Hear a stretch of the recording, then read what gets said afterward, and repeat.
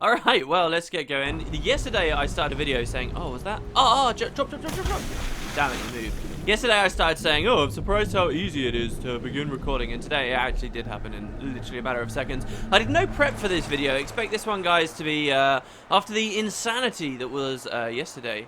Expect this to be a bit of a casual, you know, wander around in the sun. We're going to be sorting stuff out. This is going to be... I kind of want to call this like the RPG episode. You know, you have those moments in RPGs where you kind of get to go back to base and you get to level up a lot and you get to assess what you want to do with your tunes and where you want to spec them and stuff like that. This is that moment, and normally at these moments I end up cutting out, but we're going to leave it here because I couldn't be bothered to do any prep before recording. So let's head on forward. As you'll see, we're back out at Sleet Island now. And let's do a bit of a recap, I guess. So we had the cemetery, which we couldn't really enter. We still can't enter, really. We've heard that there's a secret there, which we'll be getting in this video. In fact, maybe we should get that pretty soon. We'll get that in a second. So there's something there. Then we've also got the ruins of Desireen, which we barely had a little look in before we got one secret and sort of ignored it. So there's that going on. We have 2 notes about secrets. We have a single power gem that we got from inside the pyramid, which is here. What's that pathway doing all the way down there? Got a single power gem. But no idea where the next shrine is. We've heard some hints that maybe there's a 5th shrine somewhere. And I think that's about it. I think that's pretty much everything going on. Oh, and then there's also this riddle with the heads that's talking about a friend who has, you know, someone beyond the gate and all this kind of weird stuff. So we'll be dealing with that. That's actually tied with the cemetery. First, let's have a look at getting some buried treasure, shall we? Now, when we first started the pyramid, we got a clue. And towards the end of the pyramid, we also got a clue. Let's look at the one we got near the start of the pyramid. And this one was a map we found that just had a picture. It wasn't like an overhead map like a previous map we had, which I guess we dumped off in the vault, or the hub, sorry, at one point. But we got this, and it's actually just an image. So what you really want to do here is think, what can we see? Now, straight away, it looks like this is the shrine in the center of the Sleet Island, right? This shrine in the middle. And you'll notice that if you stand at it from specific angles and look at the top of it, you'll actually see it's kind of got this hole in the center between 2 pillars. And this is actually replicated. So this chest is either from the north looking south, from the east looking west, from the south looking north, or from the west looking east, in one of these places. And so what else can we really see here? Well, we see that we're looking for a tree on the left, and then a stump of wood, and just in front of a rock, right? And the chest should be between the 2 of them. Well, by no coincidence, I've actually taken us exactly there. We've got a tree on the left, we've got a tree stump there, we've got a rock there, and we've got the shrine up there. Even is that log that's fallen over detailed? The log isn't detailed. But yeah, so this is where we want to dig, and so we'll grab our shovel. Who's got the shovel at the moment? Jonky, you should have the shovel. There we go. We haven't used the horn for ages, you guys notice that? And here we go, we find a treasure. It's also locked, but that's okay. We've got a plethora of lockpicks here. We've got 4 of them. So open these up, and here we find a new weapon, which is kind of an interesting one, because it's not something I necessarily want to use on anyone, but it does have uses. So, and we get a shield potion, which is kind of nice. But here, check it out. So this is the Zarkton Harpoon. This is a light 2-handed weapon. Okay, and it does 7 to 22 plus strength. It's got accuracy plus 10. It has a special ability called thrust. It's described as this polearm has 2 separated prongs and is a common sight among the aquatic Zarkton warriors, since it can be used comfortably on both dry land and while underwater. So, this is actually our underwater weapon. Check it out. So, we can put it on here for the axe, I guess, get rid of the shield as well. Oh, no, it's 2-handed, but Jonko can use 2-handed stuff in one hand. It scales with strength, so I'd rather have it on him, even though he's not maxed out on light weapons mastery, though Loto Patho is, so he'd get a higher percent boost. And so, now, as we walk around, we can find any Zarktons. We can actually kill them while they're underwater now. And it might take a little while, but it is useful to kill these guys. It's much better than having to land on them, for example. So, there we go. This was Lotopatho, maybe he could have started backstabbing there. And it will take time, and there is some fear of drowning, of course. I mean, Sanon already has barely any energy because he's starving, as usual. And now he's going to start drowning straight away. And we're getting attacked, but one more hit. There you go. See, the Zarkton is dead. And these guys can drop loot, so this is really cool to pay attention to. I don't know whether this guy is really going to drop any loot. No, he didn't. Oh my god, and another one. Okay, well, we don't quite have time to kill you, mate, but there we go. If you can just move so we don't drown, that'd be really nice. Did we just get a critical? Considering we just got a crit, we might actually... What are you doing? Move! Oh, wow, we 2-shot him. Okay, fine. All right, let's go up. Jeez, he was not letting us get out, was he? Jesus. Okay, so yeah, that's the Zarkton harpoon. I'm probably just going to put that straight in the vault, to be honest. We will use this in this episode, though, because can you remember the first time we ever went in the water? We actually saw some of those turtles swimming around, yeah? And that's not really a very common sight. They only swim around in the Forgotten River, in that one place where we first saw them. Like, none of these other maps of water have had that. But being turtles, they do drop turtle steaks for us, so this is going to be mighty useful. And I believe you find a couple on the floor down here. Plus, being turtles, they die pretty quick, so we've got a crit for 80 there. He's already trying to swim away. And, you know, what was once rather intimidating is no longer. And this is some food for us. You know, I may have been, unless there's been a patch that's changed it, which is what I'd love to say, so I have the excuse for not being wrong. Oh my god, nice crit. Well done, Jonker. I may have actually been wrong about the fish respawning. Oh, and now he's weighed down. That's fine. Come on up you get. How close are you to a level? He's pretty close. Should we feed him? Yeah, let's feed him. We've got loads of food. There we go. That's everyone's leveled up. So when we get back to base, we'll spend a bunch of points. But yeah, I actually don't know whether fish respawn in the lakes anymore, because this is maybe the third time in the series. This is the first time I've come back properly while recording with you guys that I've actually come back and checked for fish. And I think all I've ever really found, in addition to the old ones, were extra ones that I'd missed the first times around. Not anything that had respawned. Okay, Shannon, I know you're starving. I know you're almost dead, but look. Just one more time in the water. Kill this. Oh, no, no, no. Okay, all right. I'm not going to risk it. I'm not going to risk it. Oh, well, we've got our back to it there. That could have been really bad. There we go. All right. See, look, there's no risk. There's no risk at all. You're totally fine. Now, you guys will actually notice there are going to be some slight changes on the overworld here. Now that we've completed the pyramid, that will actually... Oh, we don't want to go this far. I don't want to do all that stuff. Just to get back over, we'll go through the gate that we opened. You will notice different enemies will start appearing. Subtle things will change. So, this is actually... If people did the Ruins of Desarune first, I believe it can make the game kind of hard unless you pay very close attention to a specific spell in a secret, which we'll talk about when we get into that dungeon. Basically, it's a type of elemental that is incredibly difficult to kill, and if you don't pay close attention to this secret, a lot of people really struggled when the game first came out, and they didn't quite know how to kill this thing. So there we go, we'll hit the save crystal. And the worst thing is, those enemies start spawning naturally around the world after you do certain things, so... we're not in that situation yet, and I believe even when we get to that situation, because we've done so much other stuff first, we'll be okay. But, you know, the Ruins of Desarune, actually, as I've been playing them now, they're more challenging than you might expect. They really are. Oh, do remember as well, we have another golden key here. Now, we could go in the cache and open another thing, but I'm probably not going to do that. I actually don't really know where best I want to use this key. Some of you might find this to be a bit of an unresolved mystery, this thing right here. This is just a spellcasting wand. I promise you guys it is not better than this orb that we've got here. Kind of an underwhelming secret in my opinion. But, you know, it's supposed to be you get the key in the river down there and then you open this. Instead, we got this Crookhorn bow, which I find far more useful. You know, this has been a Tikrit's missile weapon for a very, very long time, so I'm pretty happy with that. Alright, so let's head back down now into the hub. And we'll deal with what we're doing with our armor and stuff. We've got a burnt out torch here. Do I really want to be hoarding burnt out torches? I really don't think I do. So here we go. We'll place this here. Alright. So you guys should notice a few things have changed. We've got this whole rack of scrolls here. Stuff that I've generally got committed to memory. Maybe even you guys as the audience have got committed to memory. You know, really basic spells like, oh, fireball or... oh, you know, the lightning bolt, stuff like that. We don't really need to be lugging those around anymore. So let's reassess, first of all, what we actually want to do here. Poison shield, I barely ever use and should probably keep just so I remember it. Invisibility, we'll be able to use... Okay, let's level up, alright? One more point into air magic. Here we go. Increases damage of air spells by 20%. And at level 3, we can now learn this spell here, which is invisibility. So this snakes down like so. And when we cast it... Because it's a first-person perspective, you might not notice much of a change. It's a bit underwhelming. But look at our character's active effects. There is an icon flashing up now. This represents invisibility. Now, I'll demonstrate how this works with regard to enemies seeing you. It doesn't last very long, and it costs a hefty amount of magic to be able to use. So you're not going to be able to cheese out the whole game with this. And especially if you have a torch equipped, this is really bad. Invisibility will not save you. Enemies will still see you very easily with a torch equipped. So you would maybe want to cast another spell, which we're going to learn in the next area. So anyway, that's invisibility. I'm not 100% that I won't forget that, so we'll leave that for now. Shock we definitely don't need, so we'll put it down here.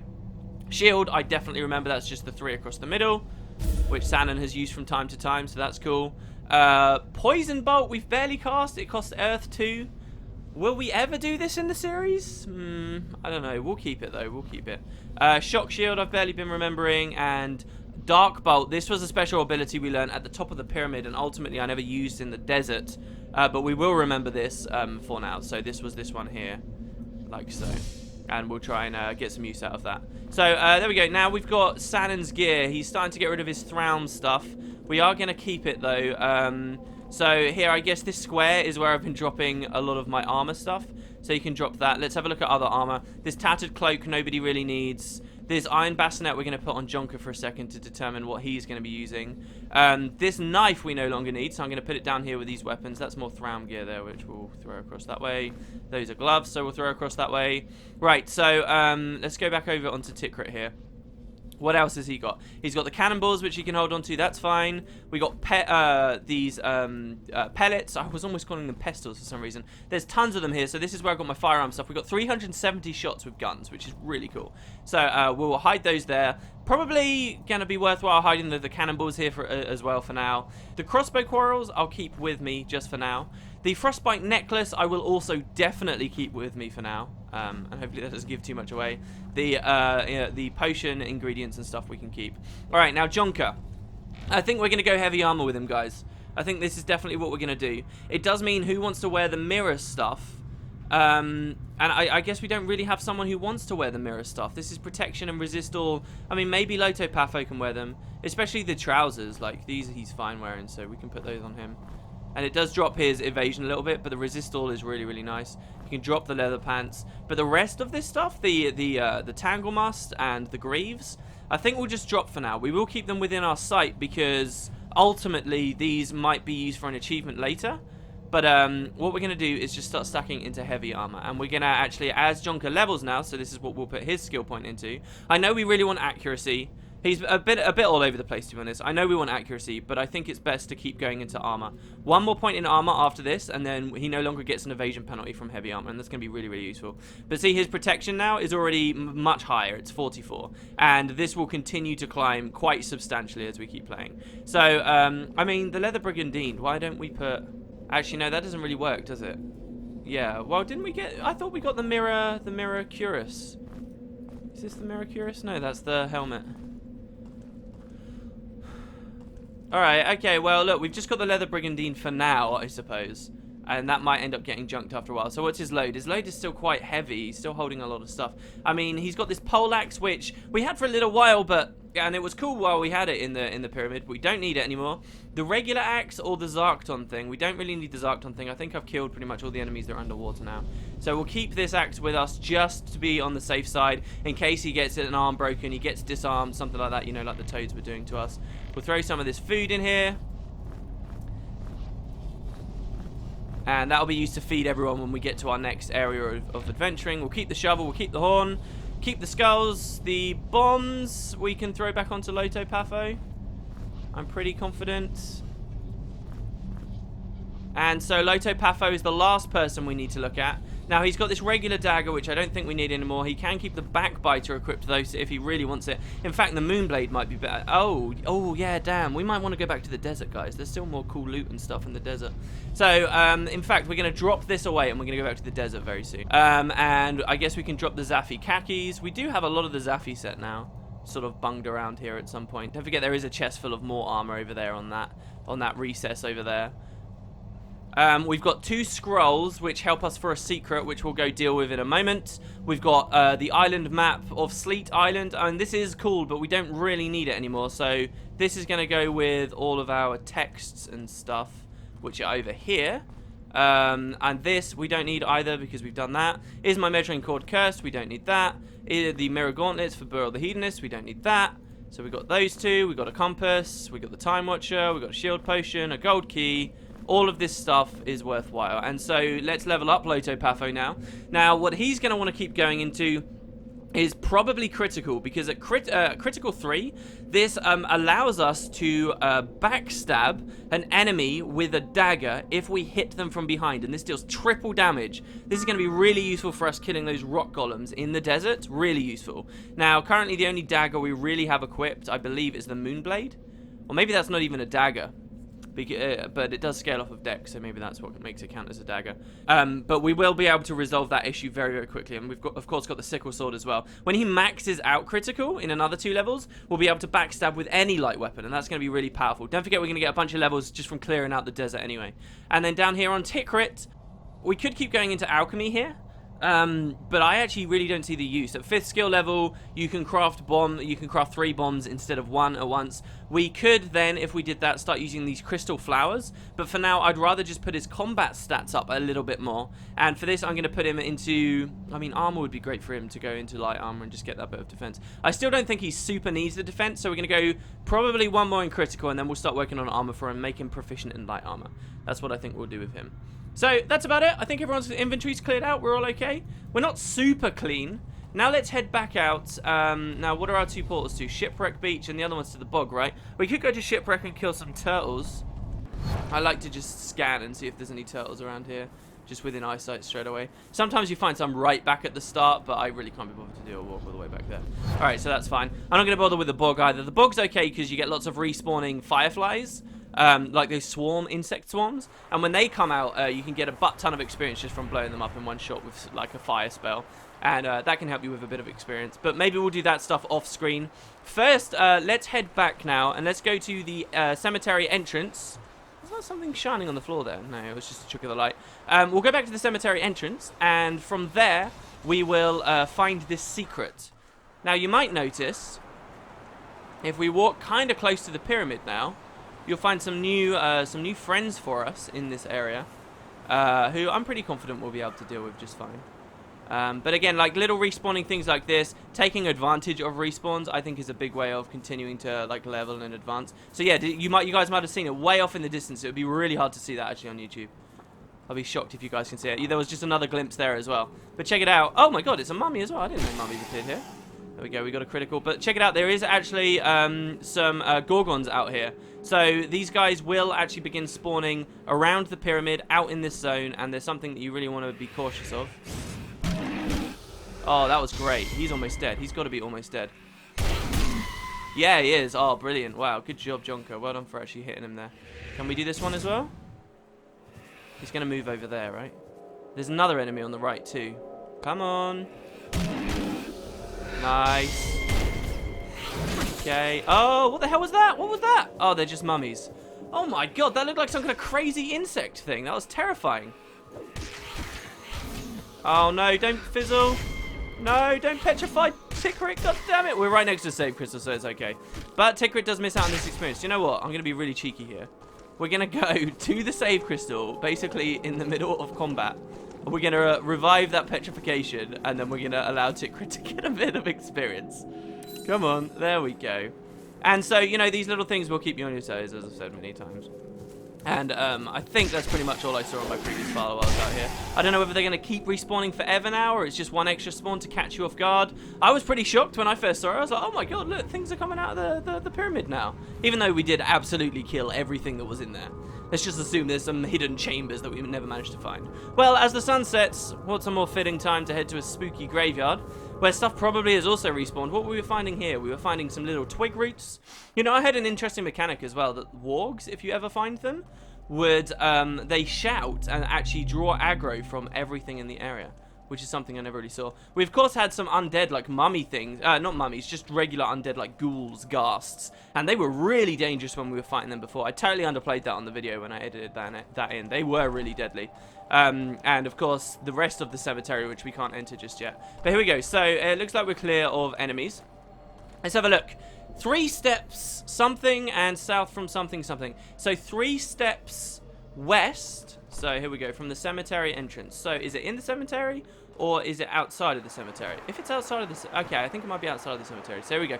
3 steps west. So 1, 2, 3. That's 3. And 4 steps south. 1, 2, 3. That didn't work, did it? Damn it. What? Is that correct? Is it here, maybe? Is this where we're meant to dig? Am I in the wrong spot? I've actually never done this chest before, I would just say. No, there was nothing. Is it here? This would be a great place for a chest. No. Oh, okay, maybe it is in the cemetery. Alright, let's go for this one. 3 steps west. Well, the problem is you can't go west from the cemetery entrance unless you're out here. So this has to be it. So 3 steps, unless this is the entrance. So it would be 1, 2, 3. And then 4 steps south, right? Alright, I'm giving up with logic. And I'm just going to go trial and error here. We're going to dig our way all the way down here. Until we perhaps find something. Okay, let's just dig up this whole area. Okay, that wasn't it. See, the thing is, you can always kind of tell where chests are because they're not going to obscure your ability to walk around anywhere. Oh, this isn't good. This isn't right. This isn't in the nature of the LP. What is this? Okay, the entire area we've dug up. What the hell? Okay, am I missing something? Can you guys see something that I can't? So look, it's telling us 3 steps west, all right? So, I mean, if we assume... So where do we assume the cemetery entrance is? Is it right here as the scene transitions? Or is it beyond the gate? 3 steps west. So that would leave us, like, here, though, right? If it was the gate, that would leave us here. That's 1, 2, 3. And then 4 steps south. 1, 2, 3, 4. 4 would be digging in that bush down here. And that can't be right. Right? That would be just so cruel if that randomly was it. Maybe it's where we're currently stood. Did I ever dig where we're currently stood? No, it's not there. I mean, I could maybe have seen it being there. Oh, wait, hold on. What if this is the cemetery entrance? Ah, maybe this makes more sense. Okay, hold on. Let's try this. 3 steps west and 4 steps south. So, 3 west from here is 1, 2, 3. And then 4 south is 1, 2, 3, 4. And then we dig. Oh, if this is it. Is this the cemetery? Yes! Oh my god. Amazing. Wow, that took a while, but we got there, guys. We got there in the end. Okay, let's use a lockpick here. Boost! Oh my god. It's been a while. Hey, Mimic. Hey. Hey, it's been a while. How you doing? Oh, man, the crits with volley are so good. Well, that was another Mimic. Hope that didn't give you guys a heart attack. We got even more cannonballs here. Now, a bracelet of Tyrion. Now, this is a very cool accessory. This thing gives us protection +1, but 15% faster cooldown. This is great. A bracelet that is only awarded to the few who can pass the initiation rites of the cult of Tyrion. So the question is, who do you want with the lowest cooldowns? Now, your first thought, well, my first thought anyway, would be Jonker. Because Jonker's got such a long cooldown, especially if you're trying to use the charge ability. But the fact is, the thing that makes him take so long to cast stuff is the charge, right? So, I actually think if we put this on Loto Patho, mathematically, don't we get more benefit from it because we have 2 different cooldowns that are both being reduced instead of just the one longer one?